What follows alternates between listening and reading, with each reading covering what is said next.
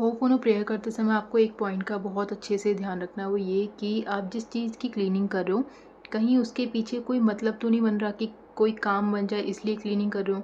ये पॉइंट मैं इसलिए बता रही हूँ क्योंकि होपोनो उस चीज़ को लेके नहीं है।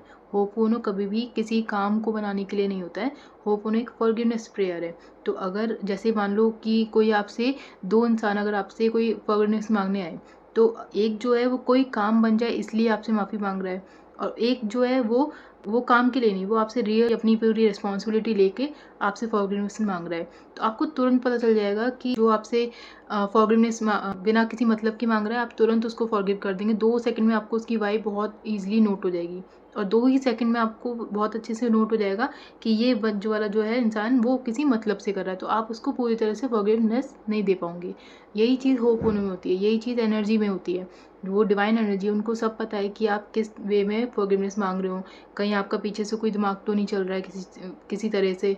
तो वो सब चीज़ें सुप्रीम जो पावर है, डिवाइन एनर्जी है, उसको पता होती है। तो इसलिए कभी भी आप होपोनो प्रेयर करें किसी चीज़ के लिए, तो आपको जो है कभी भी कुछ भी पूरी तरह से बस ध्यान ये रखना है कि आप उस चीज़ की एनर्जी को क्लीन कर रहे हो, उस चीज़ के लिए फॉरगिवनेस मांग रहे हो। अगर क्योंकि मोस्टली जो होपोनो होता है वो किसी चीज़ की, मतलब आप कुछ फेस कर रहे होते हो, उस चीज़ के लिए ज़्यादातर लोग ट्राई करते हैं। तो आपको वही चीज़ की, ये मेरे से कोई कभी गलती हुई है, उस चीज़ की वजह से मुझे ये फेस करना पड़ रहा है, वो रिस्पॉन्सिबिलिटी लेकर डिवाइन के सामने अपनी अपील रखनी होती है।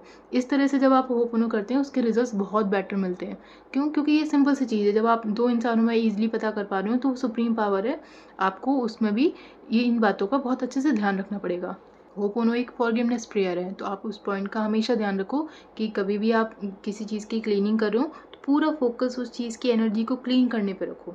वो उस चीज़ की जो फॉरगिवनेस है, उस चीज़ का जो रिस्पेक्ट होता है वो बना के आप रखो। तब जाके होपोनो के 100% रिजल्ट मिलते हैं, वरना होपोनो चैंटिंग पे भी रिजल्ट देता है, लेकिन वो कितना देता है, 20-30%, बस इतना।